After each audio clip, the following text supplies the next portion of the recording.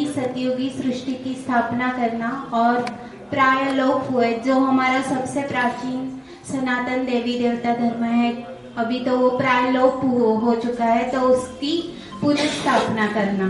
तो आध्यात्मिक विश्वविद्यालय के सेंटर पूरे भारतवर्ष में फैले हुए हैं और इस परिवार से जुड़े हुए जो रूहानी सोशल वर्कर्स हैं वो इस तरह के सेमिनार्स पूरे भारतवर्ष में कंडक्ट कर रहे हैं ताकि ये संदेश पूरे विश्व भर में फैला सके। तो संपूर्ण मानव जाति के उत्थान हेतु ईश्वरीय ज्ञान का प्रसार करने के लिए निःशुल्क तौर पर ये सेमिनार्स कंडक्ट कर रहे हैं हम सब। तो आज हमारे बीच में जो उपस्थित है पीबी के अमोल भाई जी, तो उनका मैं अल्प परिचय देती हूँ कि वो पीबी के अमोल भाई जी पिछले 20 सालों से आध्यात्मिक ईश्वरीय परिवार से जुड़े हुए हैं और वो अभी supreme court, Delhi high court और सुप्रीम कोर्ट में बतौर एडवोकेट के रूप में कार्यरत है। तो मैं और इस मतलब पूरे भारतवर्ष में उनके सेमिनार्स वो कंडक्ट करते हैं निःशुल्क तौर पर। तो मैं उनको अमोल भाई जी से निवेदन करती हूँ वो आए और अपने कार्यक्रम को आगे बढ़ाए। ओम नमः शिवाय।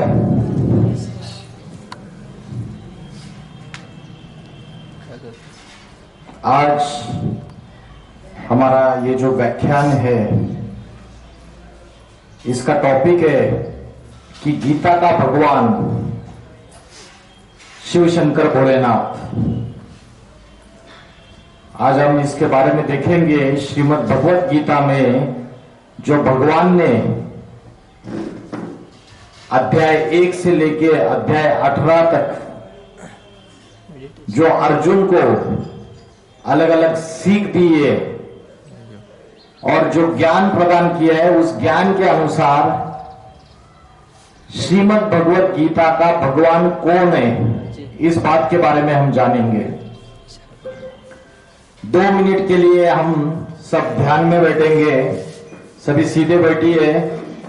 सबको मस्तक के बीच में, कपाल में, यहां पे भ्रुकुटी, यहां पे ध्यान लगाना है 2 मिनट के लिए। जैसे आकाश में तारा चमकता है वैसा तारा यहां पे चमक रहा है। मन में कोई भी विचार आए तो उन विचारों के पीछे भागना नहीं है, सिर्फ एक ही विचार रखना है कि मैं आत्मा स्टार हूं। जैसे आकाश में तारा चमकता है वैसा तारा चमक रहा है। आंखें पूरी बंद नहीं करनी है।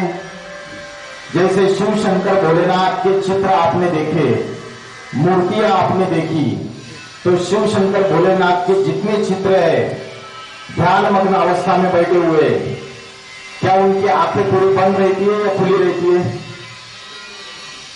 आधी खुली रहती है नेत्र। तो आंखें खुली रख के थोड़ी सी बंद कर सकते हैं।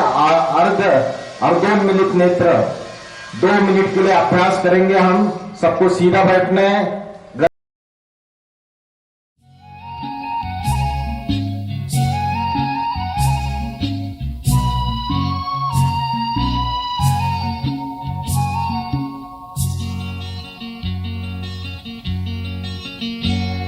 पवित्र मन रखो, पवित्र तन रखो, पवित्र मन रखो, पवित्र तन रखो। पवित्रता मनुष्यता की शान है। जो मन वचन कर्म से पवित्र है वो चरित्रवान ही यहाँ महान है।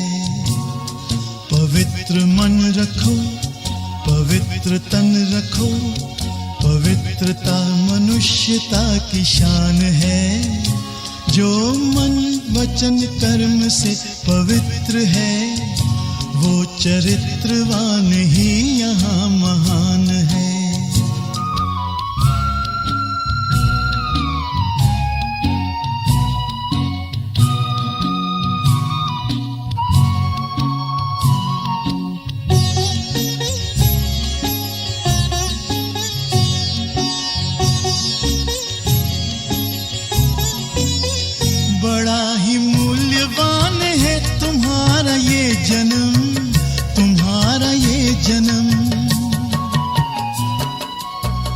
बड़ा ही मूल्यवान है तुम्हारा ये जन्म, तुम्हारा ये जन्म। जगत की कर्म भूमि में करो भले करम, करो भले करम। अच्छे रखो विचार, उत्तम करो व्यवहार। अच्छे रखो विचार, उत्तम करो व्यवहार। आदर्श व्यक्ति की ये पहचान है, जो मन वचन कर्म से पवित्र है। वो चरित्रवान ही यहाँ महान है। पवित्र मन रखो, पवित्र तन रखो। पवित्रता मनुष्यता की शान है। जो मन वचन कर्म से पवित्र है, वो चरित्रवान ही यहाँ महान है।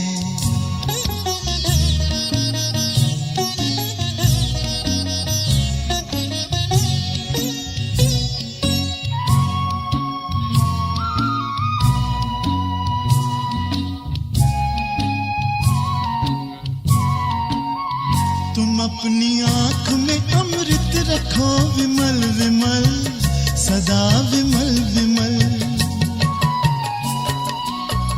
तुम अपनी आँख में अमृत रखो विमल विमल, सदा।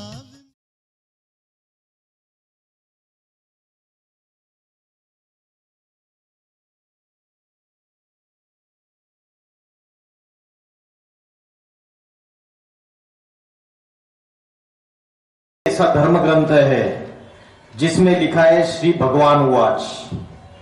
बाकी दूसरे जितने भी धर्म ग्रंथ है, कुरान है, बाइबल है, धम्मपद है,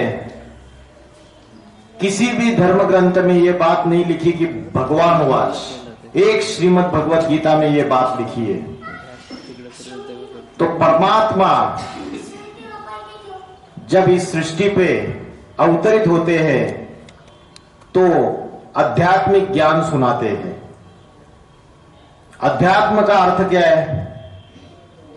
किसी को पता है अध्यात्म इस शब्द का अर्थ क्या है?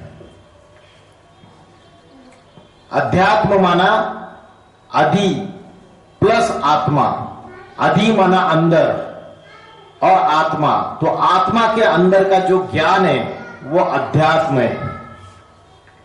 यह आध्यात्मिक ज्ञान कोई संत महात्मा, कोई धर्मपिता नहीं सिखा सकता। यह आध्यात्मिक ज्ञान स्वयं परमात्मा आके सिखाते।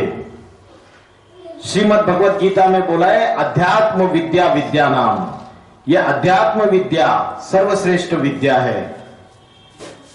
तो गीता में जो ज्ञान दिया गया है वो ज्ञान देने वाला परमात्मा सगुण साकार है या निर्गुण निराकार है?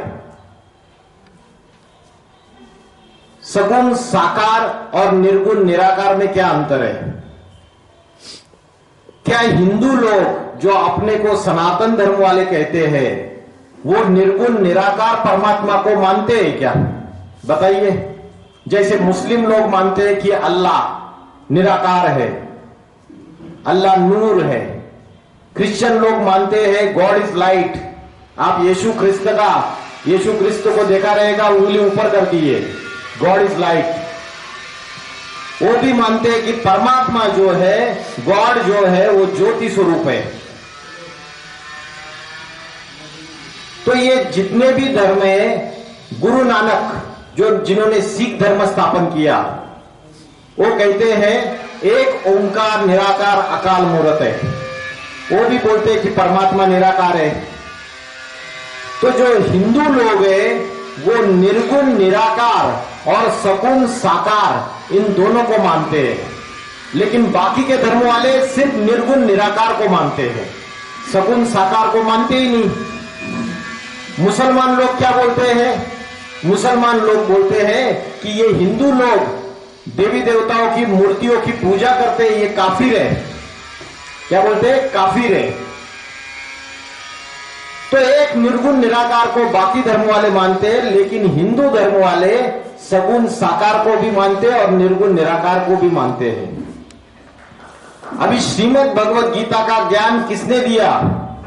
निर्गुण निराकार ने दिया जो ऊपर वाला है, या नीचे वाले ने दिया? जैसे आप बोलेंगे ये निर्गुण निराकार और सगुण साकार हमारे पल्ले तो पड़ नहीं रहे। जैसे कोई व्यक्ति है उसमें भूत आ जाता है, कभी देखा है किसी व्यक्ति को भूत लग जाता है? जब उसको भूत लग जाता है तो वो भूत उस व्यक्ति में प्रवेश करके अलग अलग बातें बोलना चालू कर देता है। वो भूत तो दिखाई नहीं देता है, वो निराकार है। और जो व्यक्ति दिखाई दे रहा है वैसे ही परमात्मा जो निर्गुण निराकार है वो किसी शरीर का आधार लेता है। किस शरीर का आधार लेता है? सगुण साकार किसी व्यक्ति का आधार लेता है। उसके बाद गीता ज्ञान सुना है। बिना शरीर के आधार लिए हुए वो निर्गुण निराकार ज्ञान नहीं सुना सकता। मुसलमान लोग क्या बोलते हैं? अल्लाह मियां ने ये फरमाया, अल्लाह मियां ने वो फरमाया। अरे अल्लाह मियां ने फरमाया तो उसको मुख तो चाहिए ना। बिना मुख के कोई बात फरमाई जा सकती है क्या? बताइए, नहीं। तो परमात्मा निर्गुण निराकार जब सगुण साकार में आता है तभी वो ईश्वरीय ज्ञान देता है, श्रीमद् भगवत गीता का ज्ञान देता है। अभी बताइए, निर्गुण निराकार को हिंदू लोग उसकी पूजा कैसे करते हैं, कैसे उपासना करते हैं? 33 करोड़ देवी देवताओं का गायन है, पूजन है हिंदू संस्कृति में। हर एक गांव में एक कुल दैवत है, देवी है, अनेक अनेक भारत भर 33 करोड़ देवी देवता है। लेकिन जितने भी देवी देवता है उनको हाथ कान नाक पैर सारा मनुष्य जैसा है। एक दो अपवाद छोड़ दो, गणेश जी को क्या कर दिया? हाथी का सिर दिखा दिया। बाकी जितने भी हमारी देवी है देवता है स्त्री रूप में पुरुष रूप में दिखाई दी। सरस्वती माता, पार्वती माता, दुर्गा माता, लक्ष्मी, ये सारे देवी देवताओं को स्त्री रूप पुरुष रूप में दिखाया दिया। लेकिन एक ऐसी देवता है जिसको ना हाथ है, न कान है, न नाक है, न पाव है। कौन सी देवता है? जिसका पूजन, जिसकी उपासना हम मंदिर में करते हैं, कौन सी देवता है? शिव। तो शिव जो है वो निराकार ज्योति स्वरूप है। श्रीमद् भगवत गीता में बोला है, ज्योतिषाम अपि तज्ज्योति, मैं ज्योतियों की भी ज्योति हूं। तो उस निराकार ज्योति की उपासना कैसे करे? तो भक्तों ने उसको बड़ा आकार दे दिया शिवलिंग के रूप में और उसकी पूजा करना शुरुआत कर दिया। लेकिन हमें ज्ञान था आज तक इस बात का। मंदिर में जाके हम माथा तो टेकते लेकिन हमें पता ही नहीं वो निर्गुण निराकार शिव का प्रतीक है। भारत में 12 ज्योतिर्लिंगों की मान्यता सबसे ज्यादा है और जितने भी पुराने मंदिर है वहां आपने देखा रहेगा मंदिर के मध्यवर्ती स्थान पे शिवलिंग रखा रहता है और आजू बाजू में चारों तरफ अनेक देवी देवताओं की मूर्तियां रखी रहती है और उसमें शंकर की मूर्ति भी रहती है अलग से। तो इधर कंफ्यूजन हो गया है ना, समझ में नहीं आ रहा है। हम बोलते हैं शिव जी महादेव, तो शिव को अलग दिखा दिया, शिवलिंग दिखा दिया और शंकर की मूर्ति भी अलग से दिखा दी। तो शिव और शंकर एक है या अलग अलग है? एक है निर्गुण निराकार जिसकी शिवलिंग के रूप में ज्योति स्वरूप के रूप में पूजा कर रहे और एक है सगुण साकार शंकर। इसलिए शंकर के जितने भी चित्र है, जितनी भी मूर्तियां है, वो सारी कैसी दिखाई है? ध्यान मग्न अवस्था में बैठे हुए। अरे शंकर भगवान है तो किसका ध्यान कर रहे? जरूर उनसे भी कोई ऊपर है उसका ध्यान कर रहे हैं। तो शंकर को हमेशा योगी अवस्था में, याद की अवस्था में, ध्यान मग्न अवस्था में दिखाया गया है। तो शंकर का जो तीसरा नेत्र है उसे बोला है शिव नेत्र। तो शंकर जो सगुण साकार है, हम सभी क्या है? हम सगुण साकार है और हमारी आत्मा जो है वो निर्गुण निराकार है। तो शंकर का जो शरीर है, जो व्यक्ति है, उसमें वो निर्गुण निराकार शिव प्रवेश करता है। उसमें प्रवेश करता है और उसके द्वारा ज्ञान देता है भगवान। इसलिए शंकर की मूर्ति भी अलग से दिखाते और शिवलिंग भी अलग से दिखाते हैं। शिव शंकर भोलेनाथ बोलते हैं। भारत में 33 करोड़ देवी देवताओं में शिव का नाम एक शंकर के साथ ही क्यों जोड़ा गया? दूसरे देवी देवताओं के साथ क्यों नहीं जोड़ा गया? शिव ब्रह्मा क्यों नहीं बोलते? शिव विष्णु क्यों नहीं बोलते? शिव इंद्र क्यों नहीं बोलते? शिव अग्नि क्यों नहीं बोलते? शिव शंकर का ही नाम इकट्ठा क्यों कर दिया? क्या कारण है उसका? क्योंकि जब स्कूल में बच्चा पढ़ता है और टीचर उसको पढ़ाते हैं तो सारे क्लास में कोई एक बच्चा अव्वल नंबर आता है, फर्स्ट नंबर, वो 100 के 100 मार्क्स लेता है पूरी तरीके से, तो वो टीचर के समान बन जाता है। वैसे निर्गुण निराकार जब इस सृष्टि पे अवतरित होते हैं किसी साधारण मनुष्य शरीर में, तो जो व्यक्ति है शंकर सगुण साकार, वो उसके समान बन जाता है। बाकी देवी देवताएं उसके समान नहीं बन पाते हैं, वो उसके समान बन जाता है। इसलिए उसको क्या बताया? देवों का देव महादेव। बाकी किसी देवता को महादेव नहीं बोला, एक शिव शंकर भोलेनाथ को ही महादेव बोला और शिव का नाम उस शंकर के साथ जोड़ दिया। तो शिव अलग है और शंकर अलग है। शिव है निर्गुण निराकार, शंकर है सगुण साकार। श्रीमद् भगवत गीता में बोला है अव्यक्तम पर्युपासते, उस अव्यक्त की हम उपासना करते हैं। व्यक्त और अव्यक्त, व्यक्त माना अभी आप सब लोग सामने बैठे तो आप व्यक्त हो, अव्यक्त माना जो दिखाई नहीं दे रहा है। तो शंकर जो है वो जब ध्यान मग्न अवस्था में बैठे हुए हैं तो उनकी जो अवस्था है वो ऐसी अवस्था है कि उनको ध्यान मग्न अवस्था में अपनी इंद्रियों की, अपने शरीर की, अपने देह की, देह के संबंधियों की स्मृति नहीं है। कोई भी चीज याद नहीं है उनको, स्मृति नहीं है, उससे परे है उनकी बुद्धि। तो शंकर जो है शिव शंकर भोलेनाथ वो अव्यक्त है, निराकार है, तो उसकी उपासना हम करते हैं। श्रीमद् भगवत गीता में बोला है, श्रीमद् भगवत गीता में बोला है ज्योतिषाम अपि तज्ज्योति, मैं ज्योतियों की भी ज्योति हूं, ये ज्ञान की ज्योति है। तो गीता का जो भगवान है, श्रीमद् भगवत गीता का भगवान वो निर्गुण निराकार है।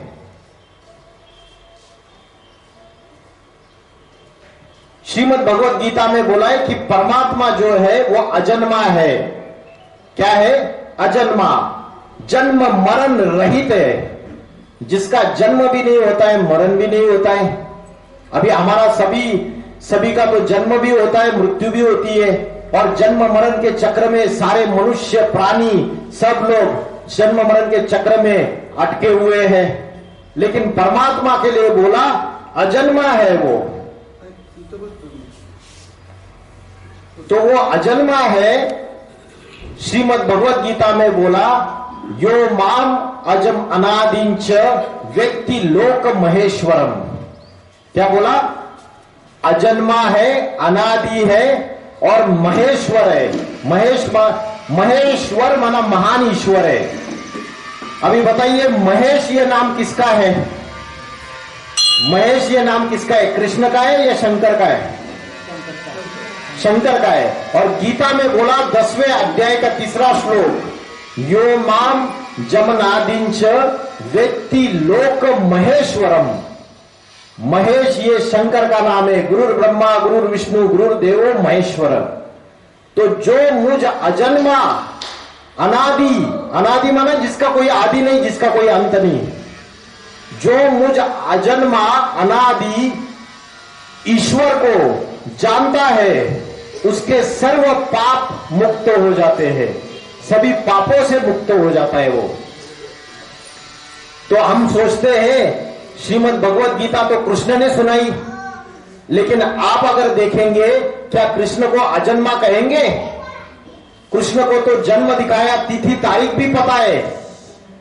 कृष्ण का जन्म भी दिखाया, तिथि तारीख भी बताई, कृष्ण को दिखाया वसुदेव और देवकी के द्वारा उनका जन्म हुआ, उनके माता पिता का भी पता है। तो कृष्ण को अजन्मा, अगर्भा, अयोनि कह सकते हैं क्या? बताइए, श्री कृष्ण को अजन्मा, अगर्भा, अयोनि कह सकते हैं क्या? नहीं कह सकते। और गीता बोल रही है कि मैं अजन्मा हूं, फिर तो कंफ्यूजन हो गया। यहां तो जन्म दिखाया श्री कृष्ण का, और श्रीमद् भगवत गीता बोलती है मैं अगर्भा हूं, अजन्मा हूं, मैं गर्भ के द्वारा जन्म नहीं लेता हूं। बाकी जितने भी मनुष्य है, जितने भी मनुष्य प्राणी है, वो मां के गर्भ द्वारा जन्म लेते हैं। लेकिन जो परमात्मा है वो मां के गर्भ द्वारा जन्म नहीं लेता है, वो प्रवेश करता है, उसका दिव्य जन्म है, दिव्य जन्म, अलौकिक जन्म है। तो बताइए, श्री कृष्ण का तो दिव्य जन्म नहीं कहेंगे, उनका तो देवकी और वसुदेव इन दोनों के द्वारा जन्म हुआ दिखाया है। तो फिर गीता का भगवान कौन जो बोल रहा है मैं अजन्मा हूं, मैं अगर्भा हूं, मैं अकर्ता हूं? वो कौन? कंफ्यूजन हो गया पूरी तरीके से। श्रीमद् भगवत गीता में बोला है अजोपी सन अव्ययात्मा, मैं अजन्मा हूं, अव्यय हूं। अव्यय माने जिसका कभी विनाश नहीं होता। मैं अविनाशी हूं, अविनाशी तू तद विद्धि एन सर्वमिदं ततम। मैं अविनाशी हूं, मेरा कभी विनाश नहीं होता, कोई भी व्यक्ति मेरा विनाश नहीं कर सकता, और मेरा कोई जन्म भी कोई होता नहीं है किसी माता पिता के द्वारा, कोई मां के गर्भ द्वारा मैं जन्म नहीं लेता हूं। ये श्रीमद् भगवत गीता में बोला है। राम का जन्म दिखाया है, कृष्ण का जन्म दिखाया है, तिथि तारीख भी निश्चित है। लेकिन 33 करोड़ देवी देवताओं में कौन सी ऐसी देवता है ना जिसका जन्म दिखाया, ना उसके माता पिता का पता है, ना उसके मृत्यु की पता है? कौन सी देवता है? महादेव, शिव शंकर, भोलेनाथ। तो श्रीमद् भगवत गीता का भगवान जिसने गीता का ज्ञान दिया वो श्री कृष्ण है या शिव शंकर भोलेनाथ है? सबसे बड़ा प्रश्न निर्माण हो गया। वो अजन्मा है, अगर्भा है, अयोनि है, सारे धर्म वाले मानते हैं। सिख लोग जो है, गुरु नानक जी बोलते अजोनी, अजोनी बोलते, एक ओंकार सदगुरु अकाल मूरत अजोनी। अजोनी माना अयोनि, मां के गर्भ द्वारा जन्म नहीं लेता है। अभी आपने कभी देखा है शिव शंकर भोलेनाथ की मृत्यु? कभी दिखाई है शास्त्रों में? लेकिन श्री कृष्ण की मृत्यु दिखाई हुई है। श्री कृष्ण को बोला कि बैलिये ने, एक शिकारी ने तीर में, पांव में तीर मारा और उनकी प्राण पखेरु उड़ गए। श्री कृष्ण की मृत्यु दिखाई है। लेकिन श्रीमद् भगवत गीता में बोला है मैं अविनाशी हूं, कोई भी पुरुष मेरा विनाश करने के लिए समर्थ नहीं है। अविनाशी तू तद्विद्धि एन सर्वमिदं ततम। उस निराकार, उस शिव शंकर भोलेनाथ के द्वारा सारी सृष्टि विस्तार को पाई है। लेकिन श्री कृष्ण की मृत्यु भी दिखाई है। तो फिर गीता का भगवान कौन? नया प्रश्न निर्माण हो गया। भगवत गीता में बोला है कि मैं आदिदेव हूं, मैं आदि पुरुष हूं। क्या बोला है? मैं आदिदेव हूं, आदि पुरुष हूं। त्वम आदिदेव पुरुषा पुराना स्तमस्य विश्वस्य परम निधानम। मैं इस सारी सृष्टि का आदिदेव, आदि पुरुष हूं। अभी मुझे बताइए, आदि पुरुष ये नाम, आदिदेव नाम, ये शिव शंकर भोलेनाथ के लिए लागू होता है या श्री कृष्ण के लिए लागू होता है? आदिदेव, आदि देवी, आदि पुरुष, आदि स्त्री शंकर पार्वती को बोला जाता है। मुस्लिम लोग बोलते हैं आदम और हव्वा, क्रिश्चियन लोग बोलते हैं एडम और ईव, जैन लोग बोलते हैं आदिनाथ आदिनाथिनी, और हिंदू लोग बोलते हैं आदिदेव, आदि देवी, आदि पुरुष, आदि स्त्री, सृष्टि का प्रथम पुरुष। क्योंकि सारी सृष्टि का जब विनाश हो जाएगा, प्रलय आ जाएगा सारी सृष्टि में, तो सारी सृष्टि का प्रलय आने के बाद एक पुरुष ऐसा है जिसका कभी विनाश नहीं होता है। उसको श्रीमद् भगवत गीता में बोला है कालोस्मि। क्या बोला है? कालोस्मि लोक क्षय कृत प्रवृत्तो। मैं काल हूं, सारे संसार का विनाश करने के लिए प्रवृत्त हूं। ये श्रीमद् भगवत गीता में बोला है। मैं महाकाल हूं, इस सारे संसार का विनाश करने के लिए प्रवृत्त हूं। काल का अर्थ क्या है? बताइए, काल का अर्थ क्या है? बताइए, काल मतलब क्या? बोलते हैं ना, उसको काल खा गया। काल माना मृत्यु और महाकाल माना महामृत्यु। तो श्रीमद् भगवत गीता में बोला है कालोस्मि, मैं महामृत्यु महाकाल हूं, सारी सृष्टि का विनाश करने के लिए प्रवृत्त हूं। तो बताइए, श्री कृष्ण को महाकाल बोल सकते हैं क्या? तो कौन सी ऐसी देवता है जिसके लिए महाकाल के रूप में जिसका गायन पूजन होता है? उज्जैन में 12 ज्योतिर्लिंगों में एक मंदिर है, गए हो आप? उज्जैन में महाकालेश्वर का गायन है। शिव शंकर भोलेनाथ महाकालेश्वर। और गीता बोलती है कि मैं महाकाल हूं, मैं सारी सृष्टि का विनाश करने वाला हूं। शंकर को विनाशकारी देवता बोलते हैं, शंकर को संहार करता बोलते हैं। कभी श्री कृष्ण को विनाशकारी देवता बोला है? नहीं बोला। तो इन बातों से यह प्रश्न निर्माण हो जाता है, श्रीमद् भगवत गीता जिस भगवान ने बताई वो श्री कृष्ण है या शिव शंकर भोलेनाथ है? गीता में बोला दष्ट्रा कराला निचते मुखानी दृष्टेव काला नल सन्निभानी। मेरी ये दृष्टा माना, मेरी ये जो दाढ़े हैं, इन दाढ़ों के बीच में, इन दाढ़ों के नीचे ये सारी दुनिया चबाने वाली है। ये सारी दुनिया, इसको सबको चबा चबा के खाऊंगा। तो ये दाढ़े जो है भगवान की, ये कौन सी दाढ़ी है? ये क्या है? एटम बम रूपी दाढ़े है। एटॉमिक मिसाइल्स, एटम बम, परमाणु बम, ये उसकी दाढ़े है। आज मनुष्य ने अपने विनाश के सारे साधन तैयार कर दिए। आज छोटे से छोटे देश के पास एटम बम है, एटॉमिक वेपन है, क्षेपणास्त्र सबके पास है। अभी भारत के पास है, पाकिस्तान के पास है, चाइना के पास है, अमेरिका के पास है, जापान के पास है, नॉर्थ कोरिया के पास है, रशिया के पास है। अभी मेरे घर के नीचे अगर किसी ने बारूद बिछाई हुई है तो क्या घर में सुरक्षित हूं मैं? हूं या नहीं? नहीं हूं। तो आज मनुष्य ने अपने विनाश के सारे साधन तैयार कर लिए। रिमोट कंट्रोल का एक बटन दबाने की देर है, 1 सेकंड में ये सारी दुनिया खलास हो सकती है एटम बम से। तो जब मनुष्य अपने विनाश के सारे साधन तैयार करता है तब शिव शंकर भोलेनाथ इस सृष्टि पर अवतरित होते हैं। इसलिए बोला है विनाशकारी देवता, महाकाल, संहार करता। अरे ऐसा कैसा बाप है जो अपने ही घर का विनाश कर दे? ये तो गलत बात हो गई है ना। कोई बाप अपने ही घर का विनाश करता है क्या? करता है। कब करता है? जब मकान टूटा फूटा हो जाता है, जब मकान में छत में से पानी टपक रहा है, दीवारों में से क्रैक आ रहे और घर के बीबी बाल बच्चे दुखी है, परेशान है, तो मकान का मालिक बोलता है भाई अभी नया मकान बनाना पड़ेगा, बहुत हो गया। तो ये सृष्टि, ये संसार एक मकान है और इसमें पाप, भ्रष्टाचार, अत्याचार, व्यभिचार, दुख, अशांति, हिंसा, आतंकवाद बढ़ता चला जा रहा है, बढ़ता ही चला जा रहा है। जब इसकी अति हो जाती है तो वो मकान का मालिक क्या बोलता है? अभी मैं ये कलयुग रूपी, ये पापी कलयुग रूपी पुराना मकान तोड़ दूंगा और नया सतयुग रूपी नया मकान बांध के तैयार कर दूंगा।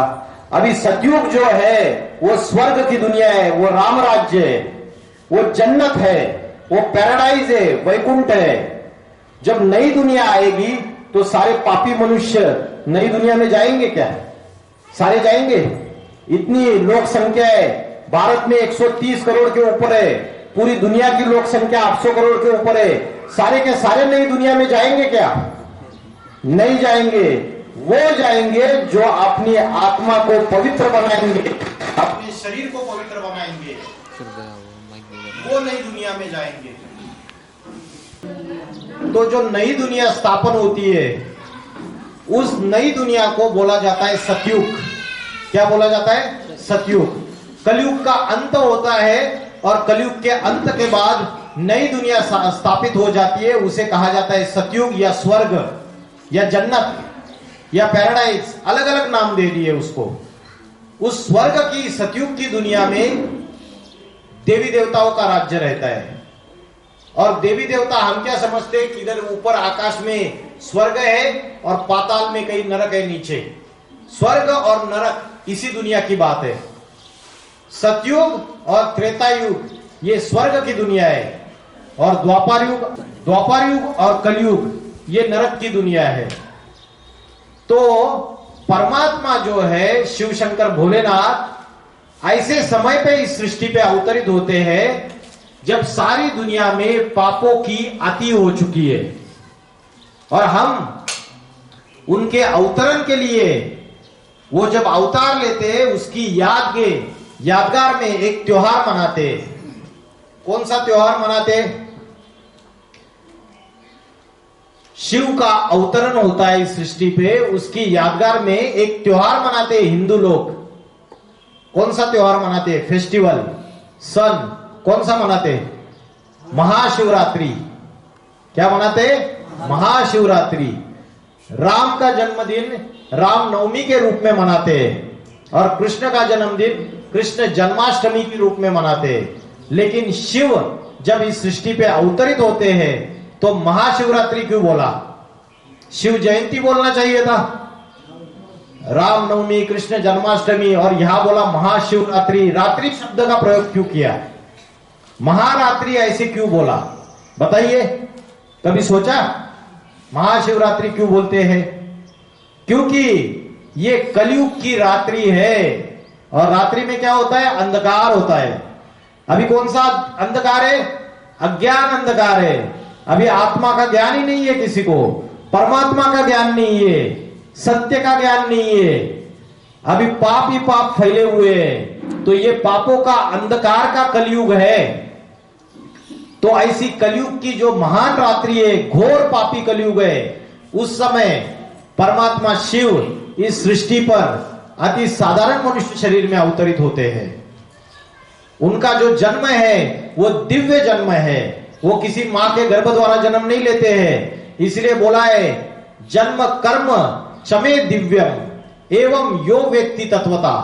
मेरा जन्म भी दिव्य है, मेरा कर्म भी दिव्य है, और उसे जो तत्व सहित जानता है वो मेरे शरण आ जाता है।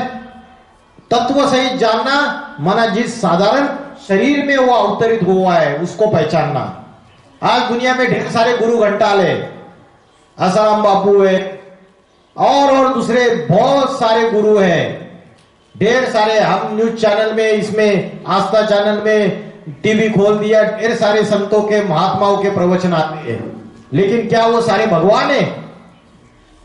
सत्यम शिवम सुंदरम बोला है।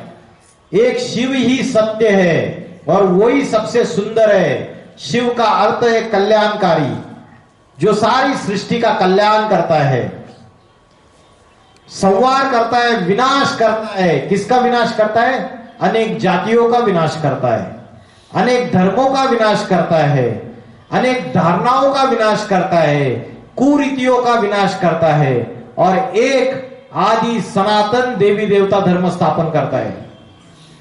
अभी सनातन धर्म इस दुनिया में पूरी तरीके से अस्तित्व में है क्या भारत में? बताइए। सनातन धर्म की जो धारणा है अभी नष्ट होती जा रही है। आज से 1000 साल पहले अगर देखेंगे, 500 साल पहले, 1000 साल पहले राजा अगर लड़ाई में मारा जाता था तो रानी जोहार कर लेती थी। रानी पद्मावती जलती आग में कूद जाती थी, लेकिन परपुरुष को अपने तन को हाथ नहीं लगाने देती थी। ये भारत की नारी की पवित्रता थी। सती सावित्री का देश था भारत। आज क्या हो गया?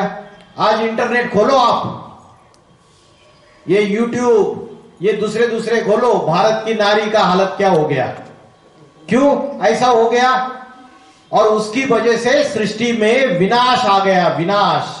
क्योंकि भारत की नारी, कुल की स्त्रियां जब प्रदूषित बन जाती है तब ये धर्म और ये कुल है सनातन धर्म का, इसका विनाश हो जाता है।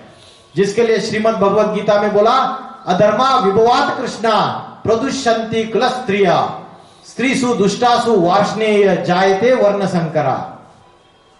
अधर्म के फैलने से कुल की स्त्रियां प्रदूषित हो जाती है, और कुल की स्त्रियां प्रदूषित होने से जो संतानें पैदा हो रही है, जो बच्चे पैदा हो रहे, वो वर्ण संकर बच्चे पैदा हो रहे। जैसे वर्ण संकर बीज होते हैं ना, बीज बियान, वैसे जो संतानें पैदा हो रहे वो हाइब्रिड मिक्सचरिटी वाले, सनातन धर्म के संस्कार लेके पैदा नहीं हो रहे, दुखदाई संतानें पैदा हो रही है। अभी ज्यादातर संतानें जो पैदा हो रही है वो तो नास्तिकता की तरफ जा रही है, बोलते हैं अरे भगवान कुछ नहीं होता। माँ बाबा को बोलते हैं अरे तू क्या मंदिर में जाती है, ये सब कुछ क्या करते हो तुम, ये सारा गलत है। विज्ञान का, साइंस का अहंकार चढ़ा हुआ है। उनको लगता है कि हमारी ये जो मशीनरी बनी हुई है, हमने ये जो चीजें बनाई है, ये फैन आया, ये इलेक्ट्रिसिटी आई, ये जनरेटर आया, ये हेलीकॉप्टर आया, ये विमान आया, और हमने जो जो ये इंटरनेट लाया, मोबाइल लाया, यही दुनिया है, भगवान कुछ होता नहीं है।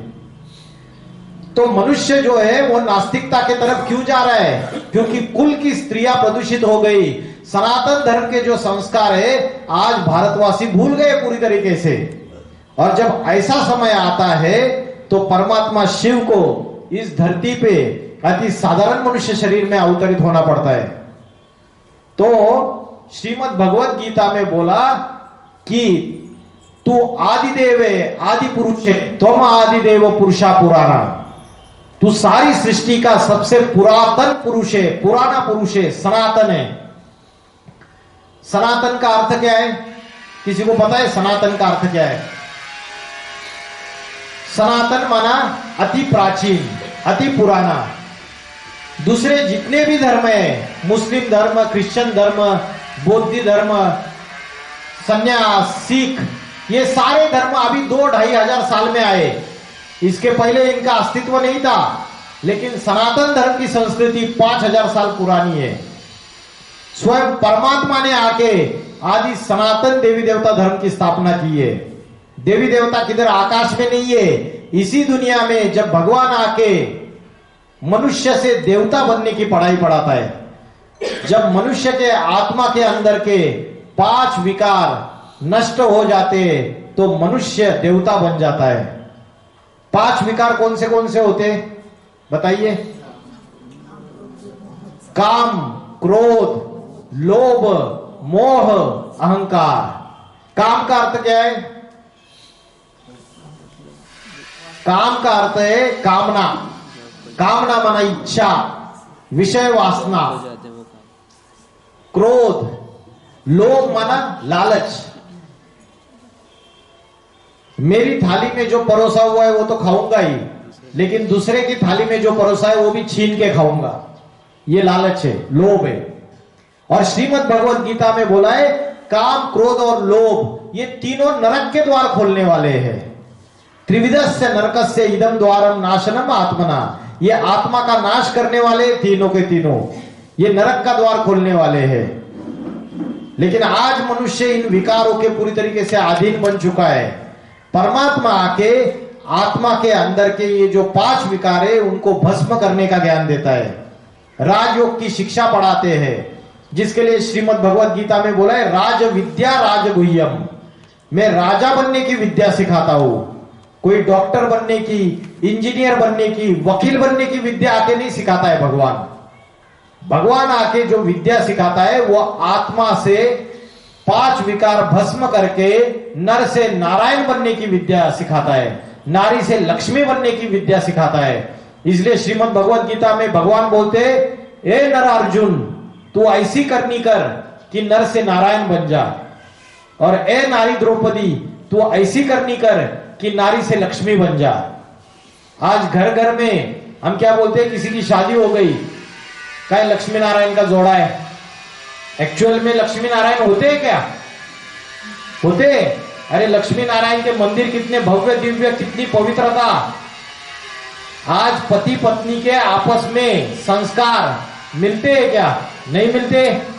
आपस में झगड़ा, लड़ाई झगड़ा, टकरावट, तो उसको लक्ष्मी नारायण बोलेंगे?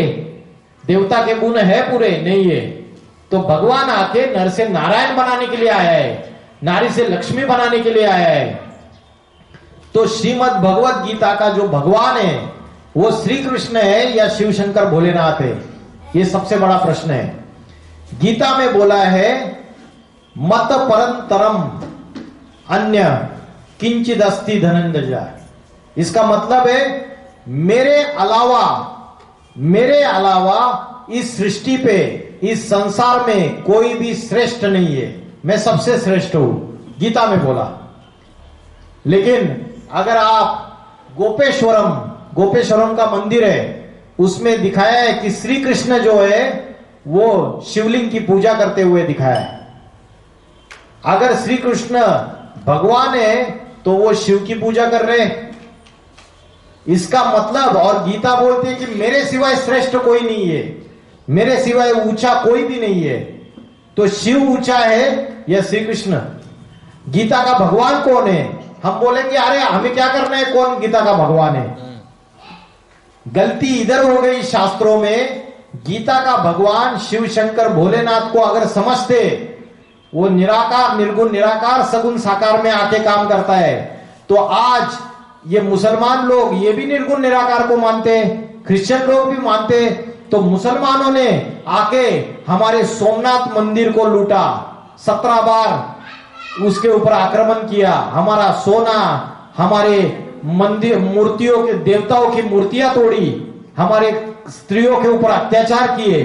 अगर उनको पता होता हम जिस भगवान को मानते वही भगवान है ये, क्योंकि श्री कृष्ण को तो बोलते हैं 16,108 गोपिकाएं, 16,108 रानी है, तो वो उसकी ग्लानि करते हैं, निंदा करते हैं, देखो कैसा तुम्हारा भगवान है कि उसको इतनी सारी रानी है। लेकिन शिव शंकर भोलेनाथ को दिखाया है एक पत्नी, गृहस्थी दिखाया है। शिव शंकर भोलेनाथ को सन्यासी नहीं दिखाया है, गृहस्थी दिखाया है, आदि योगी दिखाया है। योगेश्वर, योगीराज बोलते हैं। योगेश्वर और योगीराज और आदि योगी, ये जो टाइटल है ये शिव शंकर भोलेनाथ का है, श्री कृष्ण का नहीं है। आप जितने भी श्री कृष्ण के चित्र देखिए वो बालक के रूप में दिखाया हुआ है। कैसे दिखाया? छोटे बच्चे के रूप में दिखाया हुआ है। और शिव शंकर भोलेनाथ के जितने चित्र, जितनी मूर्तियां देखेंगे वो ध्यान। तो गीता बोलते हैं कि मेरे सिवाय अन्य कोई भी सर्वश्रेष्ठ नहीं है। तो वो श्री कृष्ण के लिए बात लागू नहीं होती है, क्योंकि गोपेश्वरम के मंदिर में श्री कृष्ण शिव की पूजा करते हुए दिखाए हुए हैं। जब ब्रह्मा, विष्णु, शंकर तीनों का झगड़ा शुरू हो जाता है कि हमारे में श्रेष्ठ कौन है, फिर एक ज्योति स्वरूप शिव है, तो ब्रह्मा बोलते कि हम चेक करते हैं। ब्रह्मा एक छोर पकड़ते हैं और देखते जाते हैं, विष्णु दूसरा छोर पकड़ते हैं और देखते हैं कि है ना इसका जन्म कहां से हुआ है, कहां तक ये ज्योति जाती है। दोनों को उसका आदि ना उसका अंत पता चलता है। तब दोनों मान लेते हैं कि शंकर ही, शिव ही इस सृष्टि का भगवान है, उसी से सबकी उत्पत्ति हुई है। ये सारे सृष्टि का जो विस्तार हुआ है वो शिव शंकर भोलेनाथ के द्वारा हुआ है।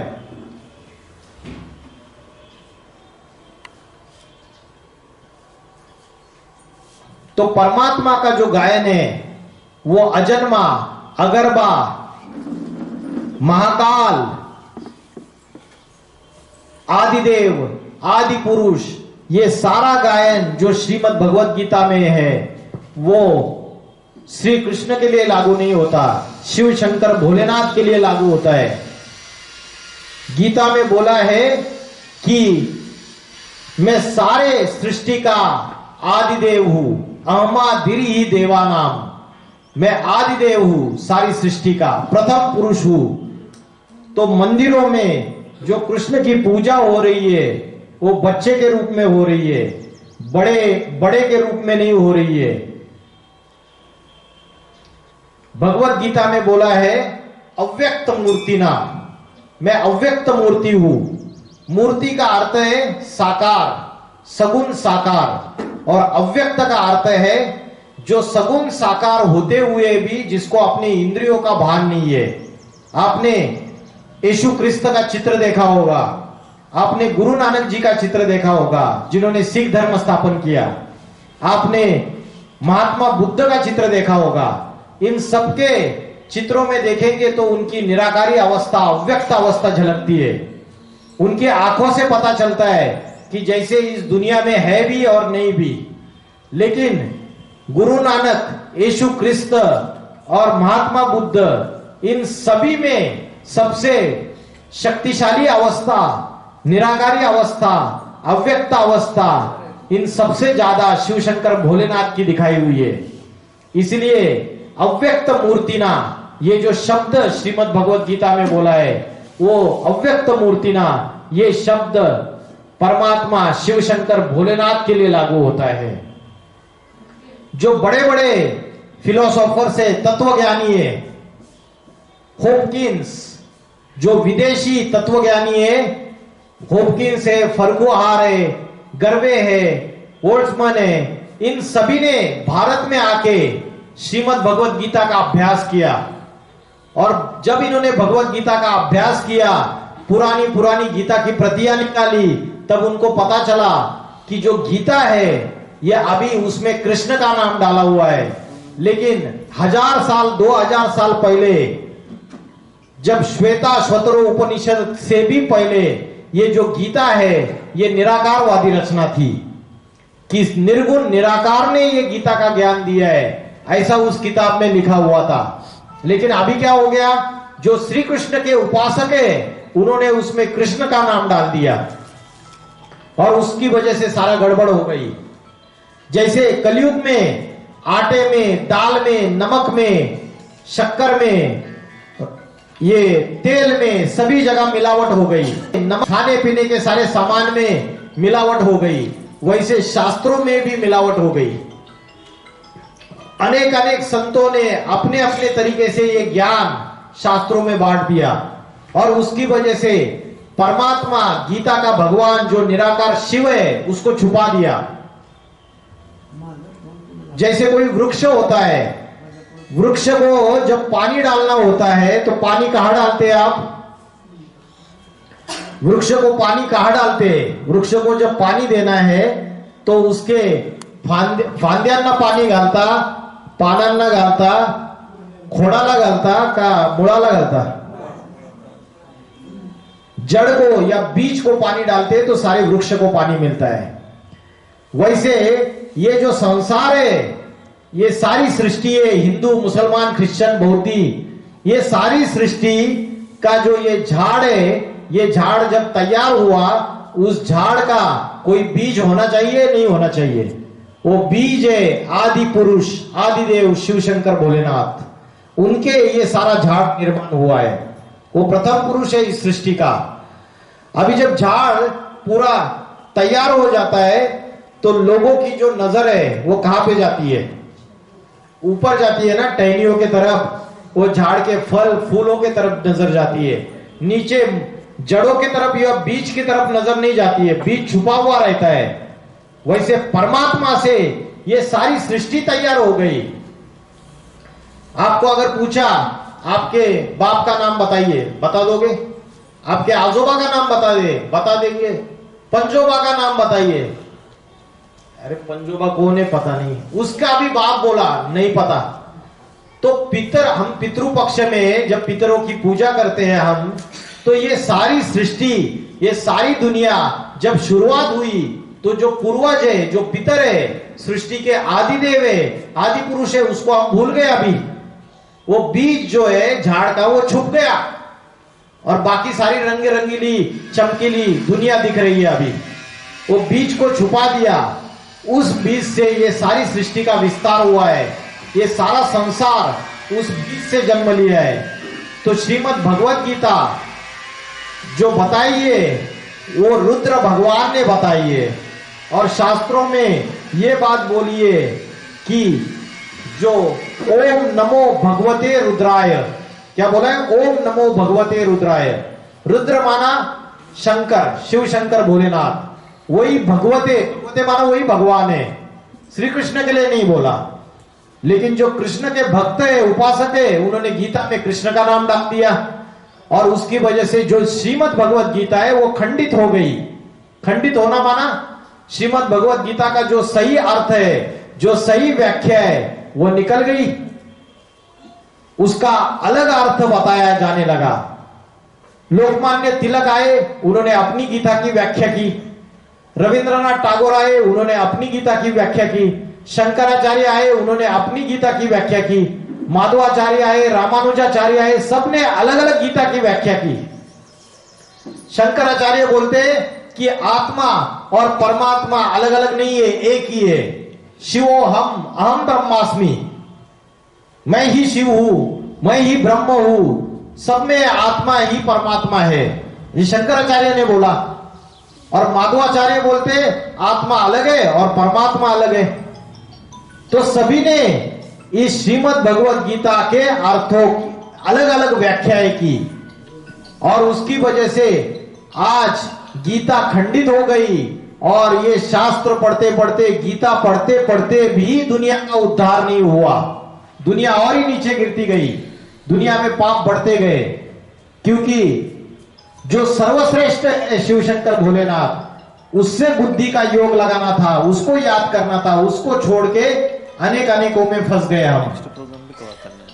तो गीता का जो भगवान है वो कलयुग के अंतिम समय में, जब सारे सृष्टि में धर्म की ग्लानि हो जाती है, अधर्म का बोलबाला हो जाता है, तो भगवान इस सृष्टि पे अति साधारण मनुष्य शरीर में अवतरित होते हैं।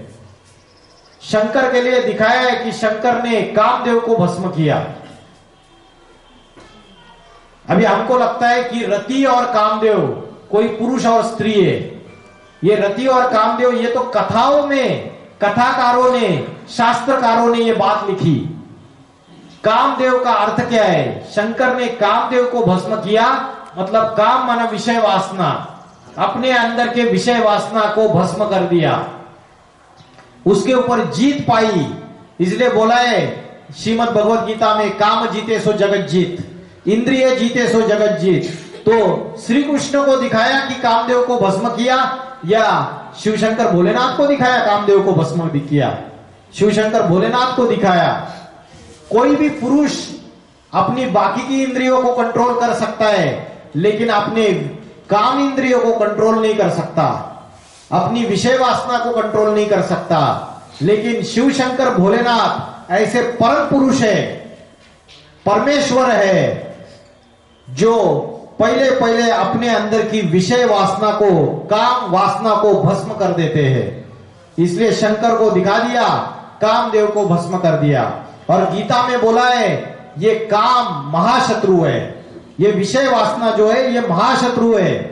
इस विषय वासना रूपी महाशत्रु को मार डालो, इसको खत्म कर दो, इसकी हत्या कर दो, ये गीता में बोला है। काम, क्रोध और लोभ तीनों नरक के द्वार खोलने वाले हैं। तो तीनों नरक के द्वार खोलने वाले इस काम को भस्म करो। तो श्री कृष्ण को तो कभी भी नहीं दिखाया कि उसने काम को भस्म किया, लेकिन शिवशंकर भोलेनाथ को दिखाया कि कामदेव को भी भस्म कर दिया, काम विकार को भी खत्म कर दिया। तो परमात्मा कलयुग के अंत में अभी अवतरित होके सारी सृष्टि को परिवर्तन का ज्ञान हमें सिखा रहे। अभी दुनिया में जाति, धर्म, आपस में सभी लड़ाई झगड़ा कर रहे, हिंदू मुस्लिम आपस में लड़ाई झगड़ा कर रहे, देश देश आपस में लड़ाई झगड़ा कर रहे, और सारी सृष्टि में ये विनाश का काल मंडरा रहा है, प्रलय का काल मंडरा रहा है। मुसलमान लोग भी बोलते हैं कि अभी कयामत का समय है। जब कयामत होती है तो खुदा के जो बंदे हैं वो बड़े मौज में रहते हैं। तो ऐसे समय ईश्वर का अवतरण इस सृष्टि पे होता है, और ईश्वर अवतरित होके आदि सनातन देवी देवता धर्म की स्थापना करते हैं। अभी वर्तमान में जो समय चल रहा है उसमें ईश्वर आके राजयोग की शिक्षा पढ़ा रहे, हमें बता रहे कि आप शरीर नहीं हो, आप आत्मा हो, आत्मा का अभ्यास करो। हम सवेरे से लेकर रात तक अपने आप को शरीर समझ के बैठे हैं। हम शरीर के लिए सब कुछ करते हैं, शरीर के संबंधी के लिए सब कुछ करते हैं। जो कमाई करते हैं, धंधाधोरी करते हैं, ये पेट के लिए करते हैं। लेकिन पेट के लिए कितना लगता है? पाव भर आटा लगता है, रोटी सब्जी लगती है, लेकिन उसके लिए कितना माथा मारते हैं हम। लेकिन 24 घंटे में 1 घंटा भी हम आत्मा का ध्यान नहीं करते, परमात्मा को याद नहीं करते हैं, ईश्वर को हम पूरी तरीके से भूल चुके हैं। तो परमात्मा आके अभी वर्तमान समय में राजयोग की शिक्षा पढ़ा रहे और श्रीमद् भगवत गीता का जो सत्य ज्ञान है वो स्वयं आके अपने मुख से बता रहे। हमारे घर में जो गीता है वो तो किताब वाली है, भगवान जब स्वयं आता है तब हमारे पाप कर्म विनाश हो सकते हैं। इसके लिए शास्त्रों में बोला है, सन्मुख होई जीव मोही जबई, जन्म कोटि अगनाशई तबई। जब जीव मेरे मुख के सामने आएगा तब उसके अनेक जन्मों के पाप कर्मों का विनाश हो जाएगा। आज हजारों साल से हम गंगा के पानी में नहा रहे हैं, क्या पाप कर्म भस्म हो गए? सारी दुनिया के, दुनिया और ही पापी बनती जा रही है। तो हम आरती गाते, घालीन लोटान वंदीन चरण, डोळ्यांनी पाहिन रूप तुझे, डोळ्यांनी पाहिन रूप तुझे, मतलब वो चैतन्य रूप में साक्षात जब इस धरती पे अवतरित होगा तभी हमारे पाप कर्म भस्म हो सकते हैं। तो ये भगवान का अवतरित होने का समय है। भगवान अवतरित होके ब्रह्मा के द्वारा नई दुनिया की स्थापना, शंकर के द्वारा पुरानी दुनिया का विनाश, और जो आने वाली सतयुग की नई दुनिया है उसकी पालना करने का काम विष्णु द्वारा, ये तीनों कर्तव्य कर रहे हैं। और आध्यात्मिक ज्ञान, आत्मा और परमात्मा का रहस्य सारी सृष्टि में दे रहे। इतना बोलकर मैं रुकता हूं। ओम नमः शिवाय।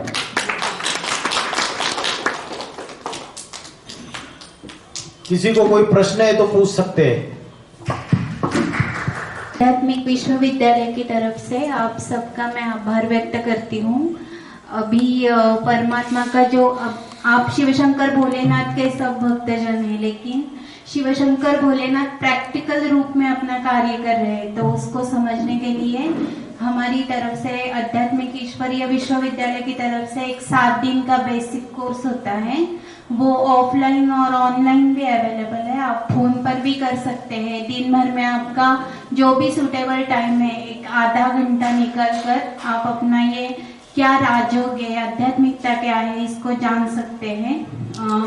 हमारी वेबसाइट भी है pbks.info और हमारे यूट्यूब चैनल्स हैं AIVB स्पिरिचुअल रिवैल्यूएशंस, उस पर जाकर आप सारी हमारी जानकारी प्राप्त कर सकते हैं। तो आप सबको मैं रिक्वेस्ट करती हूँ कि अपना भाग्य बनाएं और ये 7 दिन का बेसिक कोर्स करके राजयोग क्या है इसकी जानकारी प्राप्त करें। ओम नमः शिवाय।